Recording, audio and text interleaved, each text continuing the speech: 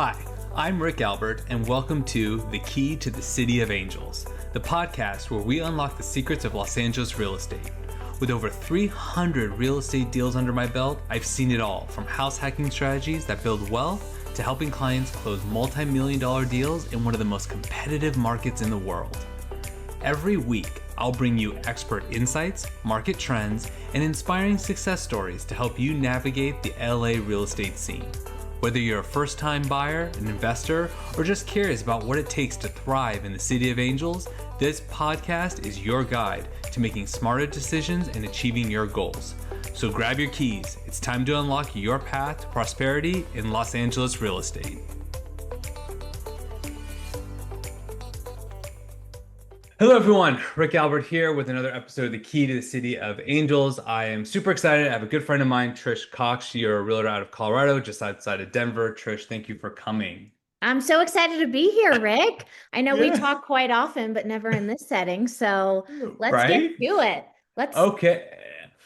Yeah, basically we're going to talk about, we pulled up some articles, and it's funny because we were talking about it before this, where everything's basically saying the same thing, but we wanted to talk about our perspectives and what's going on. So I'll go ahead and get started with the first article, which is from MoneyWise, but the report's actually coming from Redfin, where basically there's 500,000 more sellers nationwide than there are buyers. So for once, it's now starting to shift towards buyers' favor.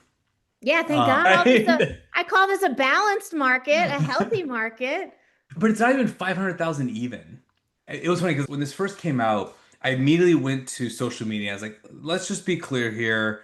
That's 26 homes per city Okay, if you were to divide it evenly, sure, right? Or 10,000 homes per state, but each sure, state could be massive, sure.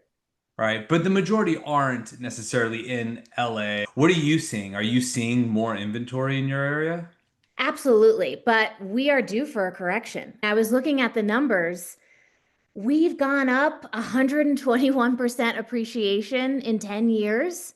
Just Wow. 35% appreciation in 3 to 5 years. Buyers have been dying for Mhm. more inventory, and they've been so angry with us. They've been overbidding. There's been an auction to get a house in Denver, and now finally we're seeing a balanced and healthy market, and they don't have to overbid, and they have time to breathe and think. So sure, sellers are getting a little upset, but they're still selling and prices are still high. What we're seeing in Denver is just a little bit of a correction, which is what we need. Yeah. And yet it's weird because like here in LA, the average days on market's 16 days. And actually home prices have actually gone up in the Sure. last few months. Yeah. But I'm not necessarily seeing that. There's homes that are sitting 30 plus days. So I don't know if it's just one of my strategies for my buyers is to look at age listings Yep. first. Most people, Absolutely. oh, I always go to newest listing. I'm like, do the opposite. Yep. One of the things that the article was referencing was a lot of new construction, which makes sense. All of these builders may have started 4 to 5 years ago when interest rates were amazing, and they're like, look, these homes will fly off the shelf, and now the homes are done. So Sure. areas like Texas, Florida, a lot of these articles are saying that Florida, parts of Florida, I should say, are rough right now. Tampa, Yeah. Miami, West Palm Beach, Yep, the all coastal that. towns, which makes sense, right? Because of hurricanes and unknowns. Oh yeah, Uh, the insurance alone has got to be Insurance is rough. high. So, yeah, that's where people are getting hit. I also see that there's a big flood of international investors coming to Miami. So, depending on what you read, Mhm. it doesn't match. So, I hear Miami has for every three listings, one buyer. Then I hear that 9% of international travelers or investors are coming to Miami. So, I think it's you pick your poison on what article wants to outrage you of the day. And then use that to try to negotiate. Sure. But I will say, I've noticed here is there are like I'm seeing a home this afternoon, and this is actually the second time we're seeing it, but it's overpriced from the get-go. And I'm seeing a lot of that too. Like I'm listening to podcasts and people are like, oh yeah, maybe they would have gotten their price 6 months ago. And I'm looking like, no, even 6 months ago they wouldn't have got their price. Yep, I absolutely agree. And it has to be perfectly done. A great location, upgraded. Right. Otherwise, you can't just throw a number on it like we could a couple years ago and get what you wanted. But that's because money's more expensive to borrow. So Yeah. at a 2 or 3% interest rate, sure, you can It's free afford money. yeah, an $800,000 house rather than a $500,000 house, but now you can't. And I'm okay with it in a way because I want to see a more stable economy. If we went back to pandemic pricing, we would have inflation and issues and we couldn't go outside anymore and go to the grocery store. When we saw that interest rate of 2 to 3%, we were also in turmoil. The economy was It was terrible. hard to keep up. It was hard to keep up. This is Uh, what we need to see in order to go back to some normalcy. So I'm happy to see it. yeah. Look, I like the idea that there's options. I like the idea that we don't have to rush into things. I have a client who's buying a townhouse right now. We just entered escrow. They were able to see it twice, which is actually nice. Like Yep. they were able to do, like I went with them the second time. The first time was an open house, but like we were able to do a detailed walkthrough. Sure. Yeah, You absolutely. It's know? amazing. Yeah. That's what we've been waiting for. I have Yeah. a client too. The house has just been on 2, 3 days. It's listed at 1.2 million. I went to the agent and I was like, hey, is there room? And can we wait a week? Can we go back and see it? Can we drive around the neighborhood? And he goes, Trish, for the first time in a long time, I'm going to say there's probably room, even though it's been on 2 days. And you can also take as much time as you need. I'm grateful for my buyers at least. I understand sellers are getting not upset, but they are Anxious. expecting, yeah, anxious. They're expecting 2021 prices and offers. But it's our job then to manage expectations, right? Oh, for It's our sure. job to come in and say it's not what it looked like a couple years ago, and that's okay because you'll go benefit from it when you buy, Yeah, because right? they all have to go somewhere. Yeah, No, it cracks me up. The house we're seeing, they're like, oh yeah, this has been remodeled. I'm like, this was remodeled like 20 years ago, maybe 30 years ago. And it used to be kind of like an old folks home. So like it has all the bars like to hold on to in the bathrooms. I'm like, yeah, no, dude, this is not a remodeled home. And I think one of the challenges, and it's really hard to communicate, is look, hey, there's this comp, right? There's this other house that sold. Oh, that house was in worse shape. But it's like, no, you don't understand. The other one had really bad carpeting. Yours doesn't, but you have really dated floors. Either way, I'm replacing the floors. sure. Yep, Like the cost is still there. And I think that part can be really difficult to communicate. Okay, sure. yeah, that kitchen needs to be gutted. Arguably, so does yours. Just because yours was like, yeah, someone could move it. I call them tweeners. I don't Okay. know if you guys ever use that. Tweeners are like homes where like they're not in bad enough shape for a flipper to pick it up, but they're not in good enough shape for someone to really say, yeah, I can live in this. Yep. And Unless it's those are the cheap, ones that, unless it's the unless price. I call it the F it price. I tell that to my buyers. Oh, I don't know if I like it. I'm like, what's your F it price? Like at some price, you're like, I'd live with it. And Yep. I've actually gotten deals done that way. Well done. Now's the time to throw a lowball offer or try or get your interest rate down, depending on how many days on market. But when that guy told me it's only been on 2 days on market, throw us an offer. We rather see an offer than no offer. To me, what an opportunity. I tell everyone, it's like any offer is a good offer. But Yep. what I did stop doing, because I used to have a lot of agents, what price would work? And I don't tell them a number anymore. And I say, look, write an offer that you feel best. And they're like, why can't we talk about a number? I said, look, if I give you too high of a number, then you're not going to write the offer. If I tell you too low, I just did my seller a disservice. Either way, I lose.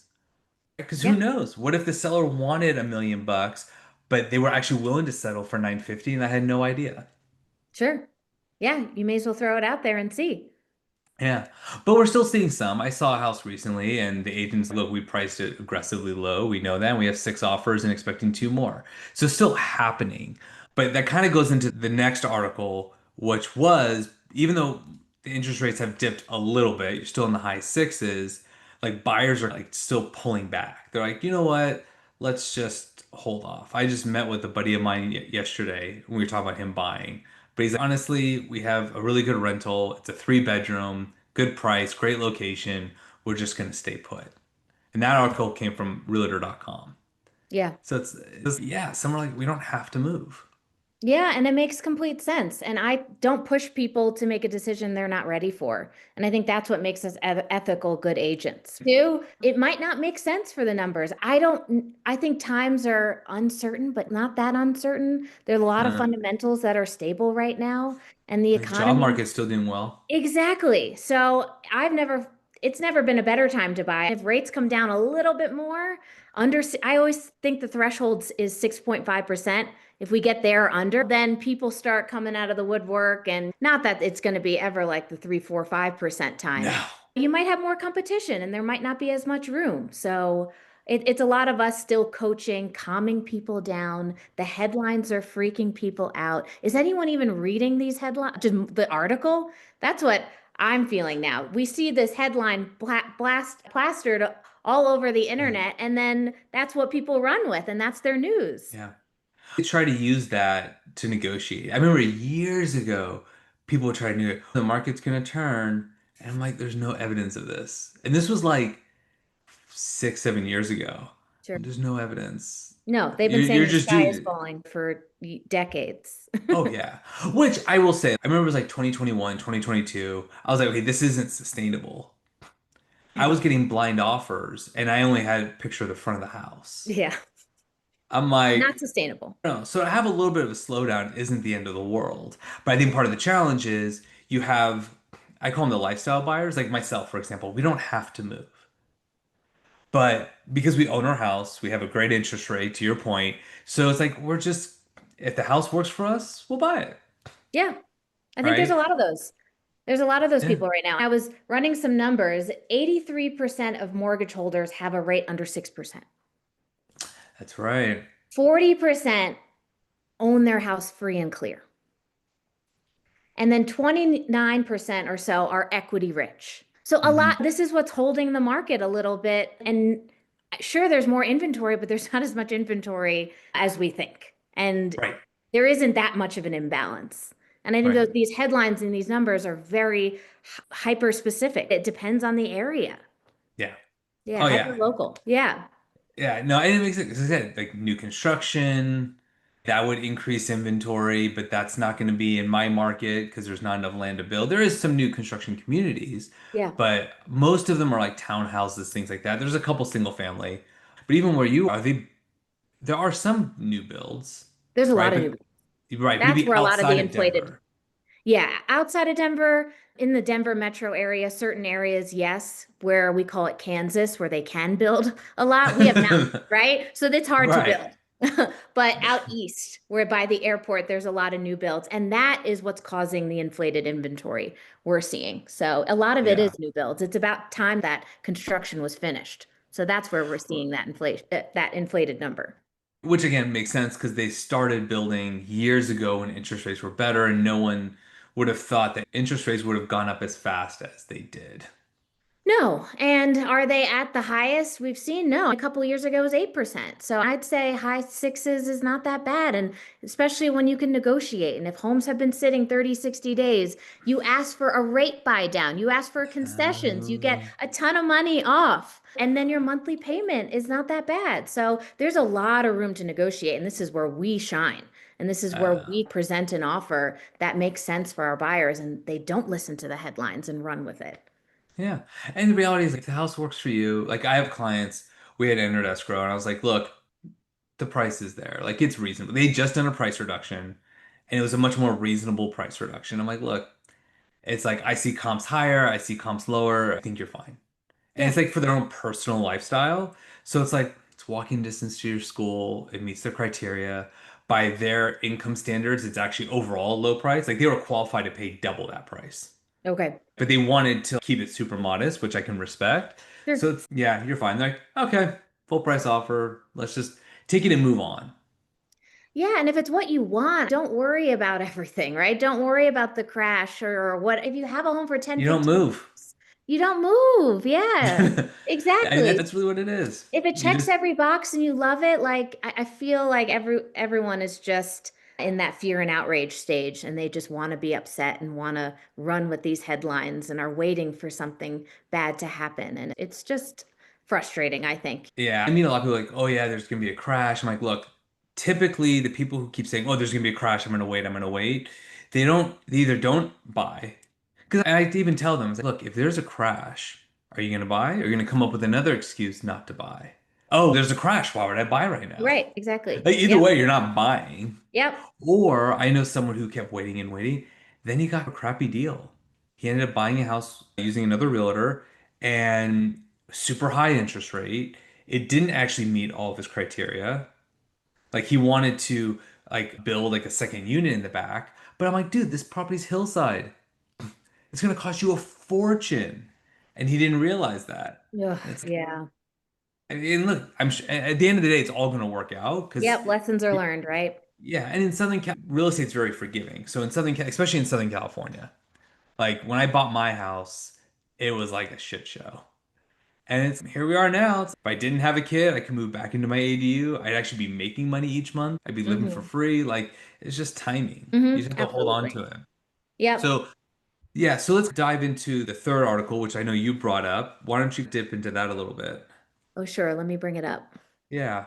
Which is funny because it's almost like the opposite of what we've been talking about, which I thought was interesting. Can they But edit this part out? yeah, Okay, yeah, cool. they can. Yeah, Perfect. I I'll let them wasn't know. ready. No, no Okay, worries, no worries. So go here we for go. it. Some would be home seller, sorry, some would be home sellers are stepping back as the market tilts towards buyers. So many prospective home buyers are sidelined by near record costs and economic uncertainty, creating a buyer's market in many parts of the country. That's deterring some would-be sellers. Yeah. And that came So from Redfin, right? yes, that Redfin is loving to put out some headlines right now. So is Yeah. Yeah. Zillow. These They have great companies that, data. yeah, they do. They've got a pulse on it for sure, but I would still call it fear tactics a little bit. Yeah. Well, I don't know. I guess the question is, how do they get this information? Like when they say there's more buyers than sellers, or hey, there's 1.9 million more homes for sale than there are buyers. I try to figure out like, how do they know who's a buyer? Sellers, I get because it's in the MLS, but I don't know how they get that number because it's Yep. not like we actively report these buyer broker agreements. No, not at all. And they come and go. And I feel like I've got a lot of buyer agreements right now that have been sitting on the sidelines for, yeah, for months. So are they just going off their Redfin agents who are showing right Maybe. now? And maybe that's enough. And yeah, everything's sample size. But Yeah. what I and I'd like to get your thoughts. So it's saying that sellers are willing to stay on the sidelines, like they would be going to the market. So here we have 500,000 more homes than they're supposed to be. It's a buyer's market, but yet there's actually shadow inventory that hasn't hit yet. Exactly. And they're not moving because their interest rate is 2 or 3%. They don't have to move. Maybe they're going to inherit it to their kids. I don't believe that to be true at all. Because why wouldn't you come to the market? It's always a great time to sell, I think. But if you're not going to get the price you want, That's a good point. Yeah. because we're seeing some of these homes that, at least in my market, it's like, yeah, you're overpriced by at least 100, maybe $200,000. And I'm like, and I have to have this awkward conversation Great. with the listing agent. And they're gonna be like, no, for whatever reason. Part of it could have been because they probably promised their seller they can get that price, There's a lot of right? agents that are not doing their sellers, they're doing But they them a need the disservice. listing. It's And super that's common. and that's the problem. Yeah. Desperate agents out there who are just saying whatever they want to get the deal. And In they're the going to look hopes bad in the that, long run. Yeah. or they can just blame the market. Like, don't get me wrong, I've been wrong before when I'm like, hey, Absolutely. look, the comps are supporting this. For I had a listing a while back. I was like, look, an investor is going to pay, I think it was like around 1.1 to 1.2. I think retail might pay about 1.4. We ended up getting an appraisal done. It appraised for 1,450,000. So I'm like, okay, Okay. clearly I wasn't that far off, but No, we ended up having it to sell to an investor because people change. The market does, right? Buyer it shifts. preferences, Yep. or really the big one right now is I have clients who don't have enough money to do the remodel. That's really what it comes down to. So I had a one in escrow recently, but we had to cancel. Like there was such a long list of issues with the house. Okay. And my clients, we don't have enough money. I'm like, we can negotiate. They're like, honestly, they'd have to fix everything in order for it to make sense. And it depends on how much they need. If they've had the house 10, 15, 20 years, then, the greed that we're seeing is like, how much more do you need? Because we know it appreciated. At least in Denver, we Right. know it appreciated 120% in Right. 10 years. So sure, it has to be turnkey, has to be upgraded. And I think it's our job to tell our clients to maybe not take out a loan and lose money over Right. trying to renovate it, but if you want to get top dollar or you price it a little less and then you just don't net as much. And that's So, usually what I do because what I started noticing is the cost of construction's gone so high. I can't guarantee that my clients are going to get the return. Yeah. That's been part of the problem, Yeah. right? So it's just, yeah, in an ideal world, like I have a listing coming up. In an ideal world, we'd gut the place. But the floors are in decent enough shape. One room had carpeting for some reason. So we're just like, hey, match it, shave off the popcorn ceilings, the acoustic ceilings, and paint, and let's just call it a day. Let's not touch the Yeah. bathrooms. Let's not touch the kitchen because it's like, you're gonna spend another 10, $15,000. They're not gonna, buyers aren't gonna pay a premium, especially in certain neighborhoods where like buyers are more forgiving in certain neighborhoods. Sure. And I think that makes sense. And we know what the best return on investment is, right? So you do maybe not the bare minimum, but the things that we know that will get you the Just clean most. it up. Maybe you give a credit at the end because you know you're already getting your proceeds. Maybe it's, we know the carpet sucks. Here's a $10,000 credit. That Yeah. might not always do it because someone else is out there. If there's a lot of inventory, they're doing everything it takes to get top dollar. But if you're priced right, then, But people you will might net look. more money. Because if the cost of construction is so much higher, those people that actually remodeled, they're Right. going to be Are like, well, losing. shit. Yeah. Yeah, they could be losing. So it's like my house. Yeah, we remodel it. It's a good looking house. There's some little stuff here and there. I would much rather just give it credit at that point. Because I'm like, yeah, we could paint the exterior, but what if they don't like the color? Yeah. Let the It's buyer like, choose. Agree. yeah, it's just Ag- here. Have at it. Yeah. No, I absolutely. But with these would-be sellers stepping back, is that going to change things over the next 6 months? And I know we're a little bit of a crystal ball, but we're saying there's so much inventory now. It is summertime. That's a normal time to sell. This has not been seasonally adjusted. Right. Do we think like this time by the end of next year, do we think that $500,000, those 500,000 homes are going to be gone? Maybe not all, right? I think Yeah. things are priced too high. Again, like we said, things are Uh, priced to 2021 levels. And I think sellers want top dollar and they're inching down in price now. We're seeing yeah. huge price drops. So are some people going to call their bluff and not bid on that? Or eventually does everything sell because they'll drop because they're desperate or they're going to remove it? Yeah. So, Or as the buyer, because you still have life events. right, Kids, job right, relocation. And there are talks of a recession. Historically, we haven't seen major price reductions with recessions. It was right. only two in the last six recessions. Yep. Redfin is thinking there's going to be a 1% decline, Okay. which, like, I was listening to on a Yeah. podcast, and the guys, as an investor, that's nothing. Nothing. That's Especially when we've nothing. appreciated so much. It's okay. You might as well have just said there's not. It's just going to be flatlined, which to me makes sense. Yeah. I can get the flatlining. Yeah.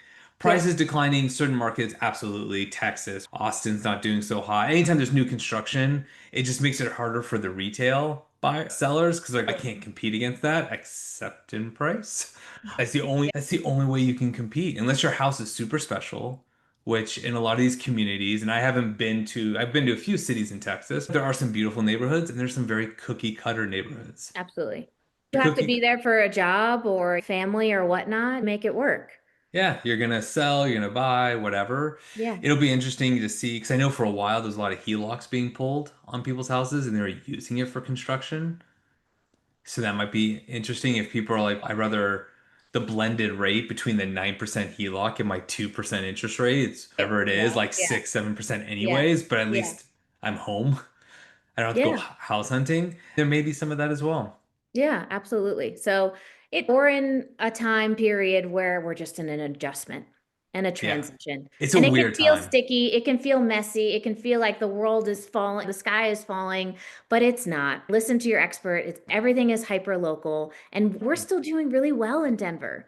And Yeah. prices are still high. It's still expensive here. Nothing is crashing. I think the people who are seeing the most, there's a sliver of people who are having the most problems right now, and that's if you bought 2 to 3 years ago and you want Hmm. to sell now. Because we didn't Yeah. see a lot of appreciation over the last 2 years. Right. We saw a lot of appreciation over the last 5, 10 years, but not the last 2 years. So if you have to sell, and if there's a life event that's forcing you to sell, you might just break even. Yeah. Which is still better than renting. Yeah, yeah, yeah. That's because that would have been the alternative. Yeah, or when you go to buy, you'll benefit from it. You can Yeah. get concessions, rate buy downs, big purchase price reductions when you go buy. So sure, you might break even, but you might win on a house too and get a Yeah. deal. The reality is like you just have to do what you have to do. That's really what this comes down to is look, if you have to move, you move. If you have to sell, you sell. Don't sweat it, and you'll probably be fine. Because like I said, here in LA, most of the homes I'm seeing that are sitting on the market, they were overpriced to begin with. It Yeah. wasn't like, oh, the market's crashing or oh, this. No, you were overpriced from the get-go. So like, how do I? Yeah. That's it's always hard to describe. It's like that was the issue. The issue Yeah, is because absolutely. like, if everyone listed their homes for $1, these 500,000 homes would be gone. Oh, yeah. It would be skewed another way. Yeah. And it's an interesting, hey, look, there was a house as years ago, it was reported an agent actually listed houses in Oklahoma for $1 Wow. and to see what would happen. Yeah. And the sellers were like, yeah, let's do it. Because at the end of the day, as a seller, you don't have to accept any Sure, you're gonna offer. give it to your kid or something. And Yeah. it ended up obviously getting a bidding war, which for $1, but it ended up selling for about what they were expecting anyways. But he Interesting. did say one of the challenges was people didn't know where to start, Yeah. right? Which I Yeah. get. If you And see, had you started $100? yeah, which is 100x your list price. But I Yeah. remember I had a listing years ago. It wasn't selling. We dropped the price considerably, got activity, but then people were coming through and be like, you priced this for a bidding war. I don't really feel like being part of a bidding war right now. Oh my God. It's like, and I'm like, look, that's your We're priced to choice. sell, right? That's what it Yeah. is. I always tell my clients, like, look, if there's multiple offers, if you know it's priced for a bidding, just write an offer you're comfortable with. If you get it, great. If you don't, I like, who absolutely agree with that. cares? Don't not put in an offer or tell your buyers, let's move on from this one just because that's what you think. You speculate, you're losing out. Yeah, like I said, like there was a house, the one that had already six offers, expecting two more. That was already at the top of my client's like budget anyway. So like that point, we're like, it's not worth writing because like they already have multiple offers over asking. So I'm like, if you're already capped out, there's not unless you do like non-contingent, which you're not gonna do. Sure. It just in that respect, okay, fine, walk away. But it's like anyone else. I had a client once, this was years ago, and he actually did no appraisal, no loan. Wow. I'm well qualified. I'm not going to lose my job anytime soon. So the loan part's like a non-event. Yeah. I have some cash. So if it doesn't appraise, I can cover the difference.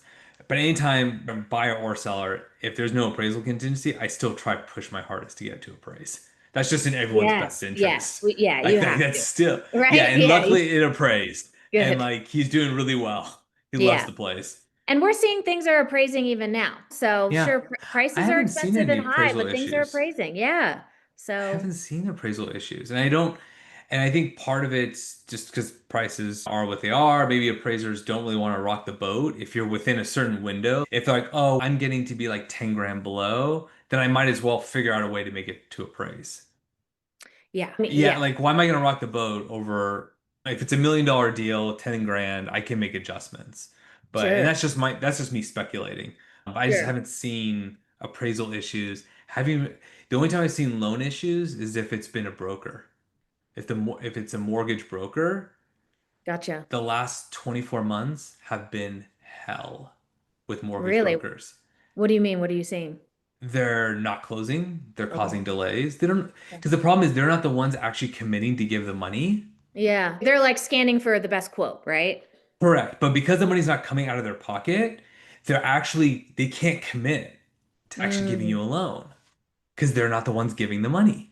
okay. Jeez. And so I've caught them on lies. Yeah, they're like, oh yeah, no, this is the last condition. And I'm like, send me your condition sheet. And it's like this long sheet of all this stuff. And I'm like, including like the buyer has to pay off all these credit cards and all that kind of stuff. And I'm like, this is ridiculous. No. And every time I submit an offer, I always say the highlights of why this is a great offer, and it's usually verified and through underwriting. That's the biggest Yeah, thing I want to show any right. seller and their But a lot of listing. mortgage brokers can't do that because they're I not the know. ones giving the loan. And so, yeah, I've been seeing a lot of issues on the mortgage broker side. And I know there's some great ones out there. I've worked with some Absolutely. great ones, Absolutely. Yeah. but it's like when I have a listing and I have buyers coming through and they're telling me they're working with a mortgage broker, I'm like, if you really want your offer to be considered, you need to also get me one with a direct lender. You don't have to use them. You can use Yeah. your mortgage broker, but or like I'll have them have my lender review Yep. it and Yep. be like, look, I need, him to review it. Yeah. And are their rates that much better? No, they actually charge, they're really expensive. Okay, so then They there's, charge a lot of fees yeah, it's a because no-brainer then. they got to make their money, Yep. right? Because they're Yep. not the ones giving the loan, so they're strictly commission based. So Okay. sometimes the lender gives them a commission, but then they also sometimes charge fees to the buyer. And I've Yep. seen some rough fees. We're talking like thousands of dollars. Yep. Those trigger hidden fees that only come at the end. I know. And you don't pay attention because you don't know. You get these loan estimates and you're like, all right, this is probably typical. Yep. And to me, having an ethical lender too is important, where they have strategy calls and explain all the numbers is just, I don't know, keeps the deal together. And in this day Yeah. and age, when I think sellers are holding on to any buyer they can, it's They want to make important. it work. Yeah, they have to make it work, but to a So, detriment. all right. This has been really insightful. I really appreciate it. Trish, how can Yeah. people get a hold of you? I'm at tcoxproperties.com here in Denver, Colorado, in the metro area. I actually live out in the foothills in the mountains. So if you want a mountain home or a second home, you can also call me for that. And I'm at Coldwell Banker in Evergreen, Colorado. Awesome. All right. Thank you so much. And thank you everyone for listening and watching. And we'll do this again soon. Thanks for tuning in to The Key to the City of Angels. I hope you found today's episode helpful as you navigate the world of Los Angeles real estate. Whether you're looking to buy your first home, expand your investment portfolio, or sell in this competitive market, I'm here to help you succeed. Let's connect. Visit my website or follow me on social media to learn more about how I can help you achieve your real estate goals. And if you're ready to take the next step, don't hesitate to reach out. I'd love to work with you. If you've enjoyed this episode, be sure to subscribe, leave a review, and share it with someone who might benefit. Together, let's unlock your potential and make your real estate dreams a reality.